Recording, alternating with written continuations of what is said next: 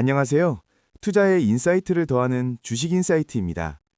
오늘은 이마트의 최근 주가 흐름과 주요 이슈를 살펴보면서 중장기 가치 투자 관점의 전망까지 이야기해 보겠습니다. 지난 11월부터 오늘 12월 30일까지 약 2달 동안 이마트 주가에 어떤 일들이 있었는지 하나씩 짚어볼게요. 지난 한 달여간 이마트 주가는 상당한 변동성을 보였어요. 11월 초만에도 주가가 7만 원대 초반까지 밀리며 부진했지만 11월 중순부터 상승세로 돌아섰는데요. 3분기 실적 발표를 전후로 투자 심리가 살아나며 주가가 반등했고요. 특히 12월 중순에는 장중 9만 원대 중반까지 급등하는 모습도 보였습니다. 12월 15일에는 신세계푸드를 완전 자회사로 편입한다는 결정과 동서울 터미널 부지 개발에 대한 기대감이 겹치며 하루에만 주가가 8% 넘게 뛰었는데요. 이틀 연속 급등한 주가는 12월 16일경 약 9만 2천 원 선까지 올랐고 이는 최근 한 달 사이 최고가 수준이었어요. 이후 연말을 앞두고 일부 차익 실현 매물이 나오면서 주가가 조정을 받아 현재는 8만 원대 초반에 거래되고 있습니다. 전반적으로 보면 11월 초 저점 대비 12월 중순 고점까지 약 30% 이상 상승했다가 일부 눌림목을 거친 상황이에요. 이번 상승 국면의 주요 변곡점마다 어떤 이슈가 있었는지 이어서 자세히 알아볼게요. 최근 한 달간 이마트를 둘러싼 굵직한 뉴스들이 주가에 큰 영향을 주었어요. 우선 신세계푸드 완전 자회사 편입 소식이 있었죠. 12월 중순 이마트는 계열사 신세계푸드 지분을 공개 매수 방식으로 추가 확보해 100% 자회사로 만들겠다고 발표했습니다. 공개 매수 가격은 주당 48,120원으로 직전 거래일 주가 대비 약 20% 프리미엄을 얹은 수준인데요. 지배구조를 단순화하고 식품 사업의 효율성을 높이려는 이 결정에 시장은 긍정적으로 반응했고요. 이마트 주가도 크게 올랐어요. 같은 시기에 나온 동서울 터미널 부지 개발 소식도 호재로 작용했습니다. 이 터미널 개발을 총괄하는 신세계 동서울 PFV의 모기업이 이마트 100% 자회사인 신세계 프라퍼티인데요. 해당 부지가 대형 복합 쇼핑몰 등으로 개발되면 이마트 기업 가치에 직접 기여할 것이란 기대에 매수세가 몰렸습니다. 한편 점포 구조 조정과 사업 재편 이슈도 주가에 긍정적인 영향을 주고 있어요. 이마트는 올해 부진한 오프라인 매장의 효율화 작업을 꾸준히 진행했는데요. 수익성이 낮은 점포를 과감히 정리하고요. 대신 창고형 할인점인 트레이더스와 같이 성장성이 높은 업태는 적극 확장하는 전략을 취했습니다. 실제로 트레이더스는 올해 신규 점포를 내면서 첫 달부터 흑자를 내는 등 성공적으로 안착했고요. 이마트 전체 수익성 개선을 견인하고 있어요. 온라인 사업 부문에서도 강도 높은 구조 개편이 추진되었습니다. 이마트는 그동안 적자를 내왔던 ssg.com과 G마켓을 개선하기 위해 온라인 사업 통합과 비용 절감에 집중해왔어요. 하반기에는 온라인 전용 물류센터 운영을 중단하여 고정비 부담을 줄였고요. 상품군 통합 구매를 통해 원가 절감 효과를 높이는 등 온오프라인 연계 전략을 강화하고 있습니다. 특히 최근에는 알리바바와 손잡고 G마켓 사업부 재편에 나선 것이 큰 뉴스였는데요.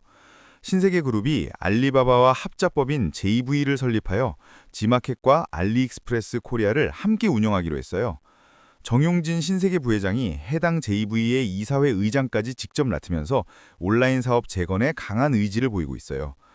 G마켓은 내년을 제도약 원년으로 삼고 향후 5년간 7천억 원 투자 계획을 발표했는데 판매자 지원 확대와 AI 기술 도입, 글로벌 판매망 구축 등을 통해 쿠팡, 네이버가 양강인 이커머스 시장에 변화를 주겠다는 포부예요. 이런 과감한 온오프라인 전략들은 투자자들에게 이마트의 미래 경쟁력 강화 의지를 보여주며 주가에 우호적으로 작용한 것으로 보여요. 한 가지 눈에 띄는 점은 자사주 매입 관련해서는 이 기간에 특별한 공시는 없었어요. 대신 그룹 차원에서의 구조 혁신과 사업 재편 소식이 주가 부양 역할을 했다고 볼 수 있겠습니다. 요약하면 신세계푸드 자회사 편입 결정, 동서울 터미널 개발 추진, 오프라인 점포 효율화와 트레이더스 확대, 온라인 부분의 전략적 제휴 등이 모두 최근 주가 반등을 이끈 핵심 이슈들이었어요. 이번에는 이마트의 경쟁사 상황을 함께 살펴볼까요? 전통적인 오프라인 경쟁사로 롯데쇼핑 롯데마트와 비상장사 홈플러스, 그리고 온라인 강자 쿠팡을 비교해 볼게요. 먼저 롯데마트를 보죠. 롯데마트는 이마트와 함께 국내 양대 대형마트로 꼽히지만 최근 실적 흐름은 사뭇 달랐어요. 이마트가 체질 개선에 성공하며 올해 흑자 전환을 이뤄낸 반면 롯데마트는 대규모 투자 부담으로 영업 적자 폭이 확대됐습니다.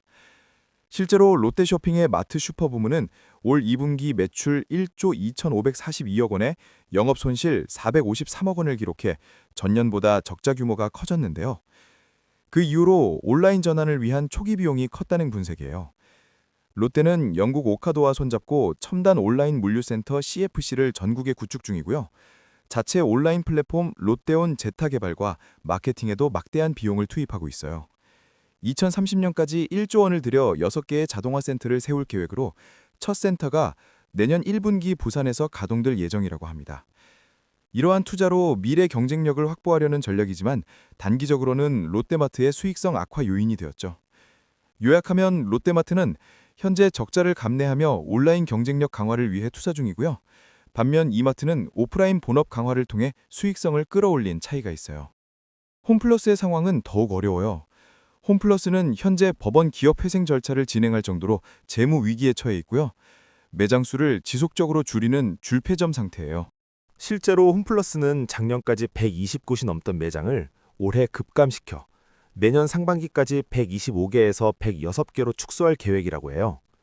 게다가 대주주인 MBK 파트너스의 매각 추진마저 불확실해지며 장기 생존에 대한 우려가 커요. 이처럼 홈플러스가 사실상 생존 모드에 돌입하면서 생긴 공백은 오히려 이마트와 롯데마트에게 반사이익이 되고 있어요. 예를 들어 지난 7월 홈플러스 부천 상동점이 문을 닫자 불과 800m 거리에 있는 이마트 부천 중동점의 매출이 8월에 약 12%나 증가했다고 합니다. 폐점된 홈플러스 주변의 소비자들이 자연스럽게 이마트나 롯데마트로 발길을 돌린 덕분이죠. 이러한 추세는 다른 지역에서도 나타날 가능성이 높아서 홈플러스 구조조정이 진행되는 동안 이마트는 고객 점유율을 넓힐 수 있는 기회를 얻고 있는 셈이에요. 마지막으로 쿠팡과의 비교예요. 쿠팡은 이마트에게 가장 큰 온라인 경쟁자입니다. 쿠팡의 로켓 배송으로 대표되는 공격적인 이커머스 전략은 지난 10여 년간 이마트를 비롯한 오프라인 유통사들의 입지를 위축시킨 주된 요인이었죠. 한때 2011년 30만 원대이던 이마트 주가가 쿠팡 등 이커머스 부상 이후 하락세를 겪어 2024년 중반 5만 원대 역사적 저점까지 떨어지기도 했어요. 그만큼 쿠팡의 영향력이 컸는데요. 다만 올해 쿠팡에 대형 악재가 하나 있었어요. 바로 3,370만 명 규모의 고객 개인정보 유출 사태인데요.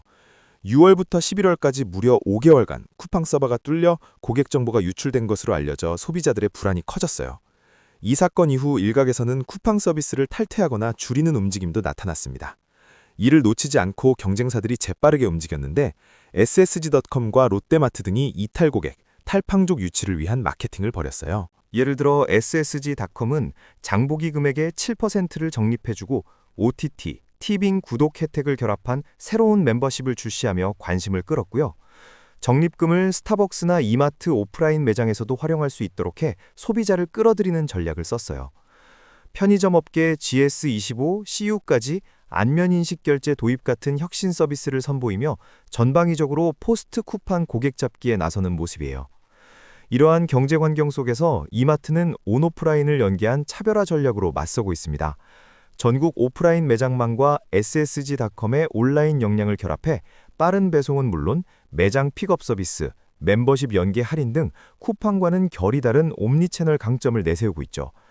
쿠팡이 여전히 막강한 점유율을 갖고 있지만 개인정보 유출 사고 여파와 물류비 증가 부담 등 리스크도 안고 있기 때문에 이마트로서는 신뢰성과 오프라인 강점을 부각하며 고객층을 지켜낼 기회가 있어요. 요약하면 쿠팡은 여전히 이마트의 큰 위협이지만 최근 악재로 틈이 보였고요. 롯데마트는 자체 온라인화에 집중하느라 수익성은 약화, 홈플러스는 퇴장 위기로 이마트가 반사이익을 얻는 구도예요. 이마트로서는 경쟁사 대비 돋보이는 본업 경쟁력과 그룹 차원의 온라인 강화 움직임을 동시에 펼치며 업계 1위 입지를 굳히려고 하고 있습니다. 주가 흐름을 설명하면서 수급 요인도 빼놓을 수 없어요. 이번 이마트 주가 반등 국면에서는 외국인 투자자의 매수세가 눈에 띄었습니다. 연초만 해도 20% 남짓이던 외국인 지분율이 최근에는 25%를 넘어 26%에 육박하는 수준까지 올라왔는데요. 12월 말 기준 약 25.9% 수준이에요. 이는 이마트의 실적 개선과 주가 저평가 매력이 부각되자 해외 투자자들이 관심을 갖고 지분을 늘린 결과로 보여요. 실제로 증권가 분석에 따르면 현재 주가는 2026년 예상 실적 기준 PER 6배 수준의 저평가 상태로 향후 충분한 상승 여력이 있다는 평가도 있는데요. 이러한 전망 역시 외국인 투자자들의 매수를 이끌었을 가능성이 있어요. 기관 투자자들의 동향도 긍정적이었습니다. 연말 증시 분위기가 좋아지면서 기관들도 이마트를 포트폴리오에 편입하거나 비중을 확대하는 흐름이 관찰됐어요. 특히 3분기 실적 발표 이후 몇몇 연기금 및 펀드 자금이 이마트 주식을 순매수한 것으로 알려졌습니다. 반면 개인 투자자들은 주가 급등 국면에서 일부 차익 실현에 나서면서 단기 매도 물량을 내놓았는데요.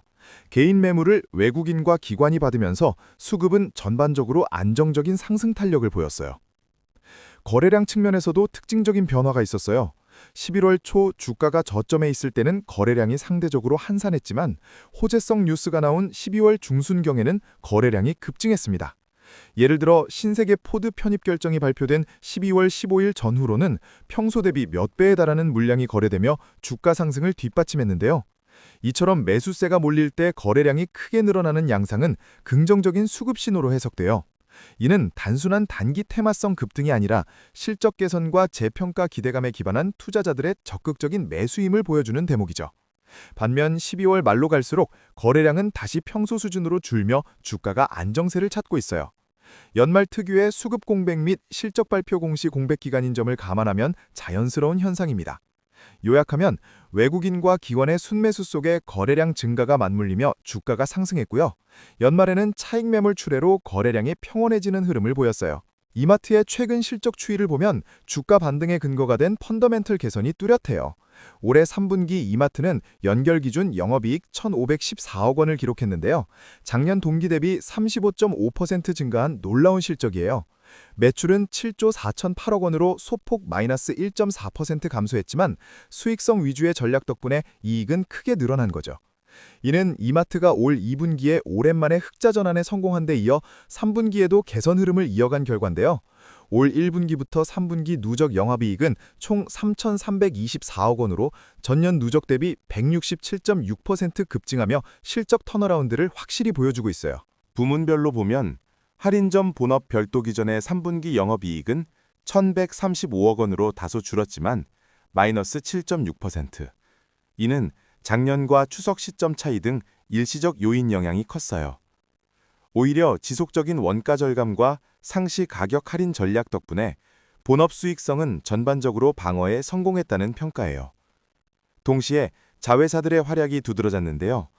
트레이더스 창고형 할인점은 3분기 총 매출이 전년비 플러스 3.6% 늘어난 1조 4억 원, 영업이익은 11.6% 증가한 395억 원을 올리며 분기 최초로 매출 1조 원을 돌파했어요.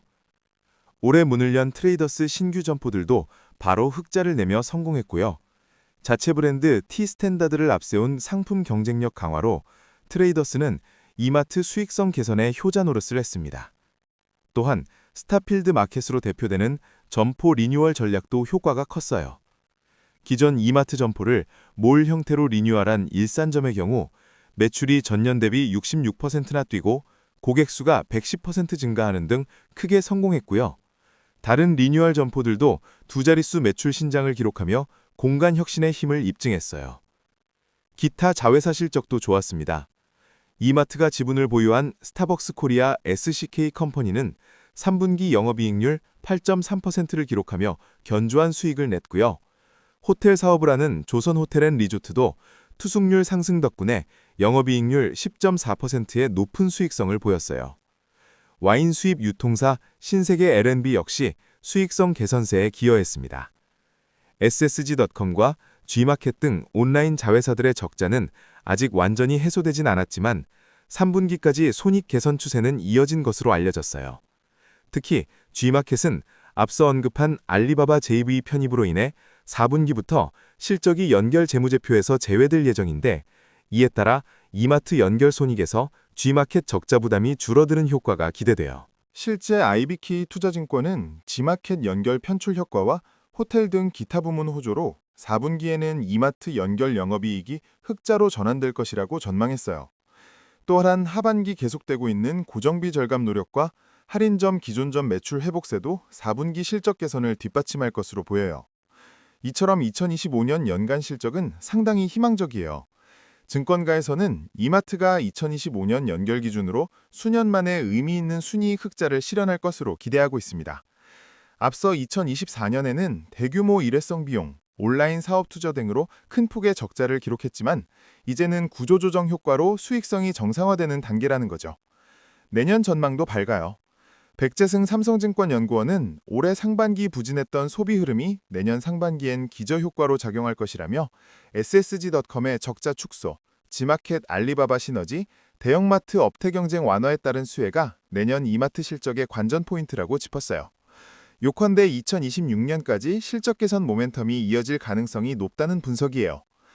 실제로 IBK 투자증권은 2026년 구조조정 효과가 본격 반영되면 이마트의 2026년 예상 EPS 기준 PER이 6배 수준에 불과해 현 주가가 상당히 저평가되어 있다며 투자 의견 매수와 목표 주가 10만 4천 원을 제시했어요. 이러한 전망이 현실화된다면 중장기 주가 상승 여력은 충분하다고 볼 수 있습니다. 물론 4분기 실적 발표와 내년 소비 경기 상황을 지켜볼 필요는 있겠죠. 4분기는 전통적으로 연말 소비 시즌 효과로 할인전 매출이 좋아지는 시기예요. 특히 올해는 이마트가 크리스마스 선물 페스타 등 연말 대형 프로모션을 통해 고객 유치를 강화했고요. 김장철 물가 안정 할인도 진행하여 매출 증대를 도모했습니다. 이러한 노력의 결과로 4분기에도 양호한 실적 흐름을 보일 것으로 기대돼요.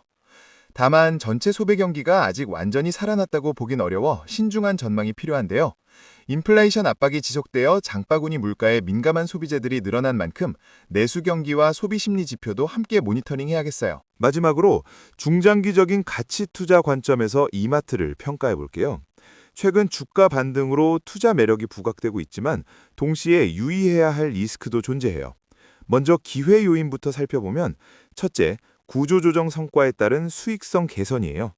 앞서 말씀드린 대로 이마트는 오프라인 사업 재편과 온라인 비용 절감 등의 노력으로 실적 턴어라운드에 성공했어요. 내년 이후로도 이러한 개선 추세가 이어진다면 기업 가치 재평가가 이루어질 가능성이 높습니다. 특히 2026년 예상 실적 기준으로 보면 현재 주가가 상당히 저렴하기 때문에 이익 증가에 따른 PER 하락, 밸류에이션 매력이 부각될 수 있어요. 이는 가치 투자자들에게 매우 매력적인 포인트예요. 둘째, 경쟁 완화에 따른 시장 지배력 강화예요. 홈플러스의 급격한 쇠퇴로 대형마트 시장의 경쟁이 구조적으로 완화되고 있어요. 전국 점포망과 브랜드 인지도 측면에서 1위인 이마트는 시장 점유율을 확대하고 주변 상권을 흡수할 좋은 환경을 맞이했죠. 롯데마트 역시 투자로 당장의 가격 경쟁 여력이 크지 않다는 점을 감안하면 향후 몇 년간 이마트의 독주 체제가 펼쳐질 가능성도 있어요. 경쟁사가 줄어들고 있는 시장에서 규모의 경제와 바잉 파워를 갖춘 이마트의 교섭력 상승도 기대됩니다. 셋째, 온오프라인 융합 시너지예요. 신세계그룹 전체 관점에서 보면 이마트를 중심으로 한 온오프라인 융합 전략이 본격화되고 있어요. 오프라인 이마트 매장, 창고형 트레이더스, 편의점 이마트 24, 그리고 온라인 SSG.com과 G마켓까지 다양한 채널을 보유한 멀티플레이어는 이마트가 유일해요. 앞으로 그룹 차원에서 데이터 통합, 멤버십 연동, 물류 협업 등이 이루어지면 옴니채널 시너지로 인한 추가 성장 기회가 커요. 예컨대 G마켓 알리바바 제휴로 해외 직구 상품을 오프라인 매장에서 픽업하거나 SSG.com에서 주문한 신선식을 근처 이마트 매장에서 바로 받는 식의 서비스도 충분히 구상해 볼 수 있겠죠. 이러한 새로운 비즈니스 모델 창출 여력이 있다는 점은 이마트의 장기 성장 모멘텀으로 볼 수 있어요. 넷째, 자산 가치 및 숨은 보석들이에요.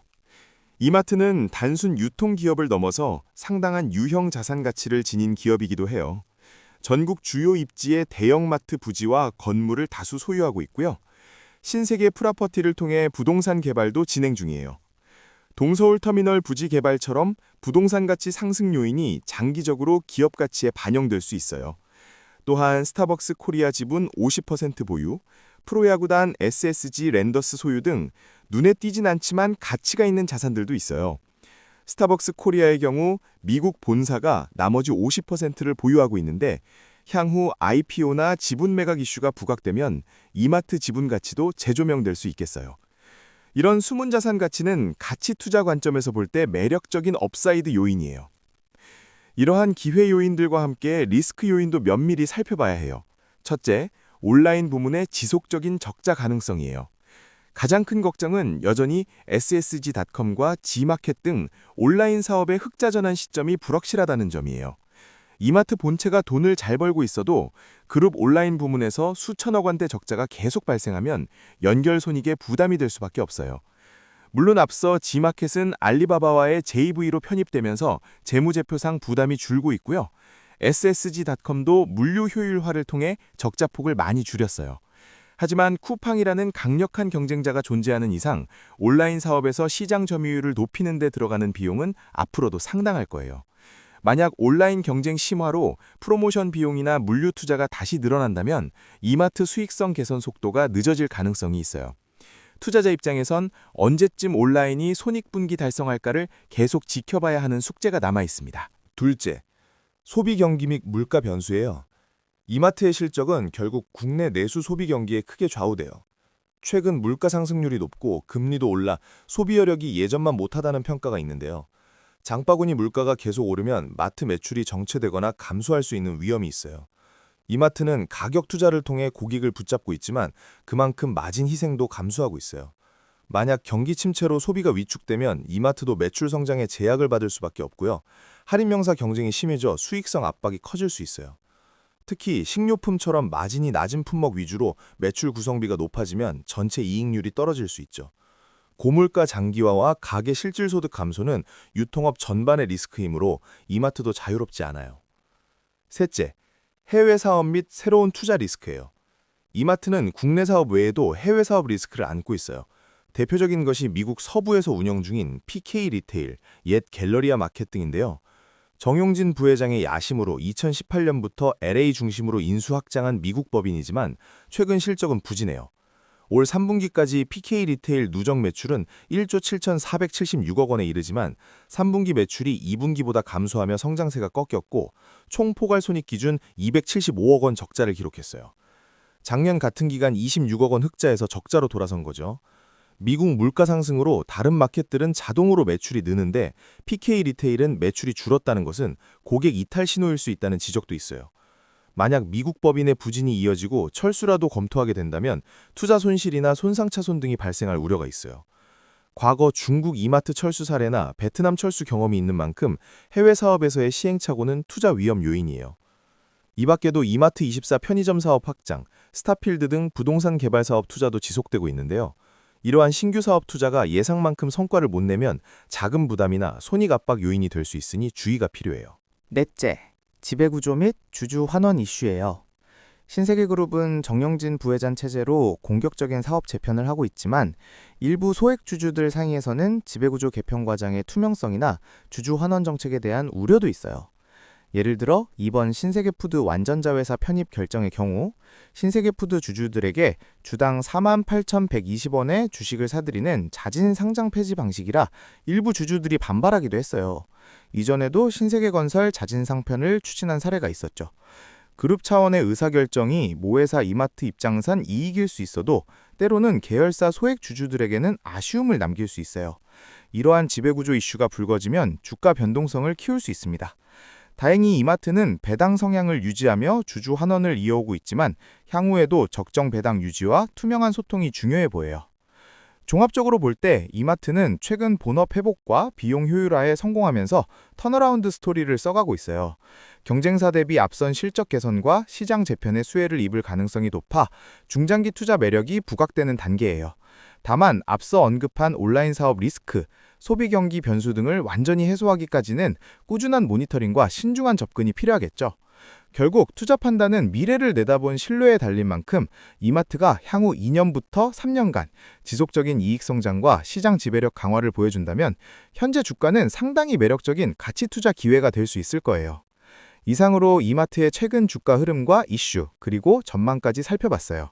영상 내에서 언급되는 정보는 투자 판단에 대한 조언일 뿐이며 투자의 최종 판단과 책임은 투자자 본인에게 있음을 알려드립니다. 이번 영상이 도움되셨다면 구독과 좋아요 부탁드립니다.